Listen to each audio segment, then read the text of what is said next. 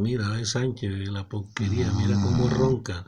Mejor dicho, lo va a echar ahorita, lo va a echar a mi blog y lo va a echar a la esposa, porque tiene tres mujeres, bien de lo es chiquitico, pero guapo el hombre. Parece una locomotora, una tractomula embajada con freno de mano. Mejor dicho, el hombre de Arjona es duro. Míralo, el compi Goyo ahí no joda. Así se la pasa toda la noche. Vamos a mandar esto al capitán Herrera, no joda.